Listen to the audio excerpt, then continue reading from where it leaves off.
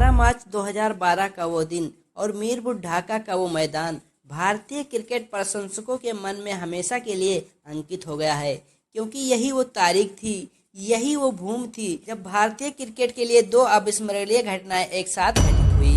कुछ मैच सिर्फ मैच नहीं होते, बल्कि वे इतिहास का हिस्सा बन जाते हैं। 18 मार्च 2012 यही वो दिन था जब भारत के किंग विराट ने समस्त पाकिस्तानियों के अहंकार पर अपने आक्रमण का निशान छोड़ते हुए यह जता दिया था कि बेटा, अब तुम्हारा नया सरताज विश्व क्रिकेट के धरातल पर पदार्पण कर चुका है। नमस्कार दोस्तों, आप देख रहे हैं स्टोरी विथ बीके का special episode the official father of Pakistan king Virat. Bharat और पाकिस्तान के 1947 के विभाजन के बाद जो क्षति भारत के हृदयों पर लगी थी और उस विभाजन के बाद अपनी हरकतों से जो पीड़ा इन पाकिस्तानियों ने भारत को दी, कालांतर में वो पीड़ा सरहदों के साथ साथ क्रिकेट के मैदान पर भी जीवित रही।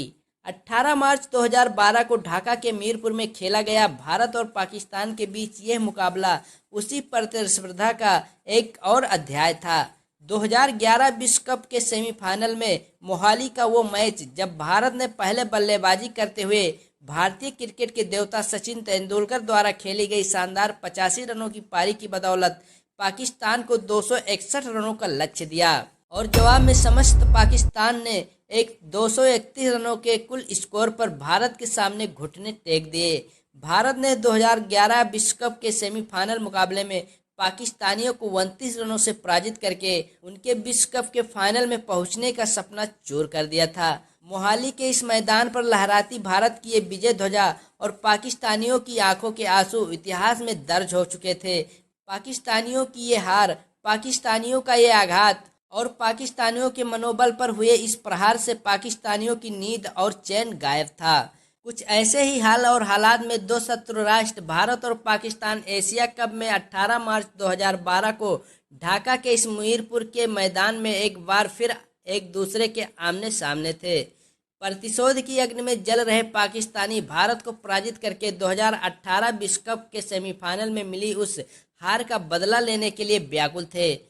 मैच प्रारंभ होने से पहले पाकिस्तानी कप्तान मिसबाउल हक ने कहा, भारत के खिलाफ हर मुकाबला हमारे लिए खास होता है।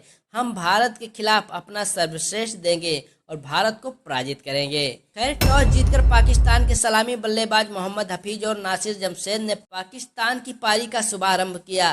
प्रतिशोध की आग में धधक रहे पाकिस्तान के इन दोनों प्रारंभिक बल्लेबाजों ने भारत के दोनों प्रारंभिक गेंदबाजों प्रवीण कुमार और इरफान पठान पर धावा बोल दिया। न प्रवीण कुमार की स्विंग कारगर थी और न ही इरफान पठान की गति। कप्तान महेंद्र सिंह धोनी ने इस मैच में बारी बारी से भारत के लगभग 8 गेंदबाजों का उपयोग किया, लेकिन पाकिस्तान के इन दोनों प्रारंभिक बल्लेबाजों ने भारत के सभी गेंदबाजों पर अपना धावा जारी रखा। 33वें ओवर में मोहम्मद हफीज की शतकीय पारी आई और 35वें ओवर में नासिर जमशेद ने भी शतक लगाकर पाकिस्तानियों का अभिवादन स्वीकार किया। अपने इन दोनों बल्लेबाजों के इस ऐतिहासिक शौर्य को देखकर पाकिस्तानियों की खुशी में चार चांद लग चुके थे, लेकिन 34वें ओवर में प्रोफेसर अश्विन अन्ना ने नासिर जमशेद का विकेट लेकर भारत को पहली सफलता दिलवाई और 37वें ओवर में अशोक डिंडा ने मोहम्मद हफीज का विकेट लेकर पाकिस्तान की इस प्रारंभिक जोड़ी का अंत कर दिया। लेकिन इसके बाद यूनुस खान ने सिर्फ 34 गेंदों में ताबड़तोड़ 52 रन बनाकर भारतीय गेंदबाजी की कमर तोड़ दी। मोहम्मद हफीज 105, नासिर जमशेद 112 और यूनुस खान ने 52 रनों की बदौलत इस मैच में पाकिस्तान ने अपने 6 विकेट खोकर 330 रनों का एक विशाल स्कोर खड़ा कर दिया।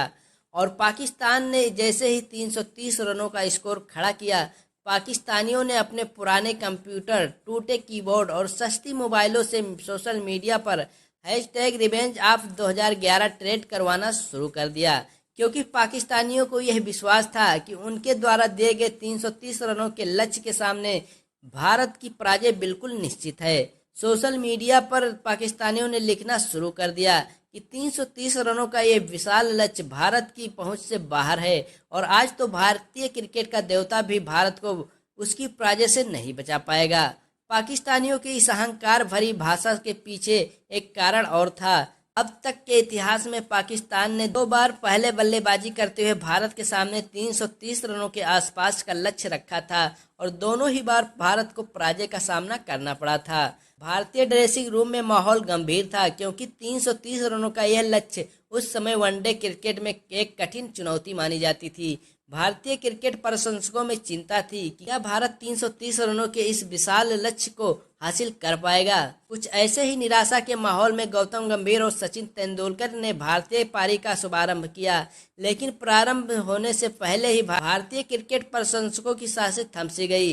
मोहम्मद हफीज ने दूसरी ही गेंद पर गौतम गंभीर का विकेट लेकर भारत को संकट में डाल दिया। भारत के स्कोरबोर्ड पर रनों का खाता खुलने से पहले ही विकेट का खाता खुल चुका था। गौतम का विकेट लेने के बाद पाकिस्तानी गेंदबाजों के हौसले बुलंद थे। स्टेडियम में पाकिस्तान जिंदाबाद के नारे गूंज रहे थे। तभी ड्रेसिंग रूम से एक शख्स बाहर निकलता है। आत्मविश्वास से भरे उनके कदम 22 गज की इस पट्टी पर अब आगे बढ़ते हैं। उसके चेहरे पर ना कोई डर ना कोई घबराहट और उसके हाथों में तो बल्ला ऐसे सुशोभित हो रहा था जैसे कोई शूरवीर अपनी तलवार लेकर युद्ध के मैदान में उतर रहा हो। और यह शख्स कोई और नहीं बल्कि महज वो 23 साल का लड़का, जर्सी नंबर 18, भारत का उभरता किंग विराट था, जिसके पराक्रम से दुनिया अभी पूरी तरह अनभिज्ञ थी। किंग विराट ने 22 गज की पट्टी पर पहुंचकर अपने बल्ले को हल्के से जमीन पर टैप किया, जो इन पाकिस्तानियों को खुलेआम पहली चुनौती थी। यह वो दौर था जब किंग विराट को दुनिया ने धीरे धीरे पहचानना शुरू कर दिया था। लेकिन यही वो मैच था जिस मैच से दुनिया किंग विराट को चेज मास्टर के नाम से जानने वाली थी। विराट ने पहले सचिन के साथ मिलकर भारत की लड़खड़ाती पारी को संभाला। आज विराट के हर शॉट में आत्मविश्वास साफ साफ दिखाई दे रहा था। कवर ड्राइव, लाफ्टेड शॉट या फिर विराट की सटीक टाइमिंग। विराट के हर शॉट को देख सचिन कभी विराट के पास जाकर समझाते तो कभी विराट की कवर ड्राइव को देखकर मुस्कुराते। लेकिन सचिन की इस मुस्कुराहट के पीछे एक अकथनीय पीड़ा भी छुपी थी, क्योंकि यही वो दिन था, यही वो मैच था जब भारतीय क्रिकेट का एक युग अपनी अंतिम सांसें ले रहा था। आज सचिन भी उसी शांति और आत्मविश्वास से खेल रहे थे जो सालों से उनकी पहचान हुआ करती थी। इस मैच में सचिन के बल्ले से निकला हर शॉट, हर रन मानो उनके 24 साल के सफर का एक एक पन्ना पलट रहा था। वो ड्राइव जिसने दुनिया के हर गेंदबाज को झुकने पर मजबूर कर दिया, वो लॉफ्टेड कवर ड्राइव जो क्रिकेट की कविता बन गया, और सचिन की वो नज़र जो हमेशा गेंद से एक कदम आगे रहती थी। लेकिन यह सब कुछ आज आखिरी बार था, क्योंकि भारतीय क्रिकेट का यह देवता आज क्रिकेट की धरती पर आखिरी बार खेल रहा था। लेकिन विराट की बल्लेबाजी में आज वो गहराई थी जिसमें पाकिस्तानियों की रणनीतियां तिनके की तरह डूब रही थी। 15 ओवर समाप्त हो चुके थे और भारत ने सिर्फ एक विकेट के नुकसान पर 98 रन बना चुका था। 16वें ओवर की आखिरी गेंद पर यह बाउंड्री लगाकर कोहली ने अपना अर्धशतक पूरा किया। 17वें ओवर की चौथी गेंद पर यह सिंगल लेकर सचिन की भी अर्धशतकीय पारी आई। लेकिन 20वें ओवर की तीसरी गेंद पर सईद अजमल ने 52 रन बनाकर खेल रहे सचिन तेंदुलकर का विकेट लेकर पाकिस्तान को दूसरी सफलता दिलवा दी। लेकिन जाने से पहले सचिन ने विराट के साथ 133 रनों की साझेदारी करके पाकिस्तानियों को रक्षात्मक स्थिति में धकेल दिया था। आउट होकर सचिन जब पवेलियन की तरफ लौट रहे थे तो उनका कदम बेहद भारी हो चुका था। शायद उनकी आंखें नम थी, शायद उनके चेहरे पर एक अनकहा दर्द था।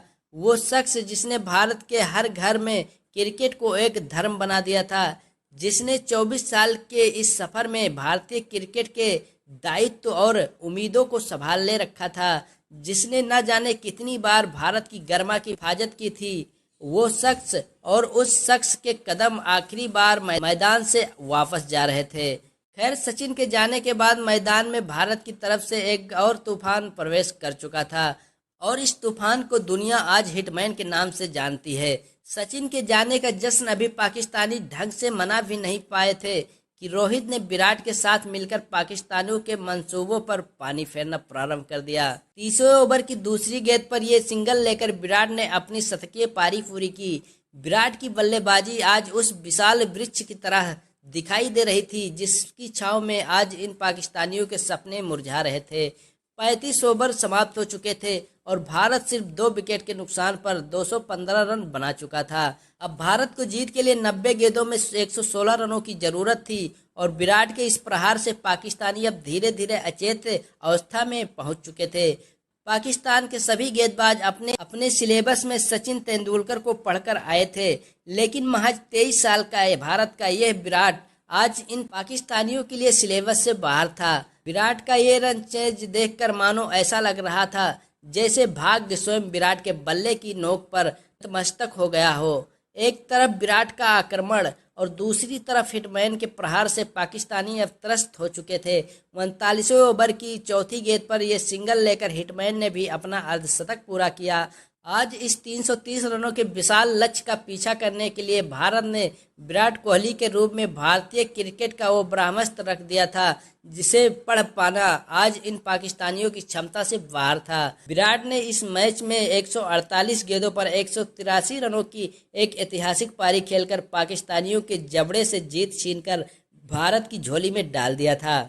विराट के इस 183 रनों की बदौलत भारत ने 13 गेंद पहले ही यानी सिर्फ 47.5 ओवर में यह लक्ष्य हासिल करके पाकिस्तानियों के अरमानों पर पानी फेर दिया था। विराट के इस 183 रनों की पारी में 22 चौका और 1 छक्का शामिल था। विराट की यह पारी भारतीय क्रिकेट के देवता सचिन तेंदुलकर के आखिरी वनडे मैच में उनके साथ खेली गई थी और विराट कोहली के इस ऐतिहासिक पराक्रम को देखकर यह प्रतीत हो रहा था कि जैसे जाते जाते भारतीय क्रिकेट के देवता ने भारत के लिए भारतीय टीम में अपनी विरासत छोड़ दी है। 330 रनों के इस विशाल लक्ष्य का पीछा करते समय महज 23 साल के भारत के विराट ने इन पाकिस्तानियों को ललकारा, परास्त किया और अंततः 6 विकेट से भारत की जीत के झंडे गाड़ दिए। विराट ने आज इन पाकिस्तानियों के आत्मसम्मान पर एक ऐसा आघात किया था पूरा का पूरा पाकिस्तान जाकर पेट के बल सोया होगा, क्योंकि सीधे सोने पर दर्द तो बहुत हुआ होगा। आगे की लाइन मैं अधूरी छोड़ रहा हूँ, कमेंट सेक्शन में जाकर आप पूरा कर दीजिएगा। नमस्कार।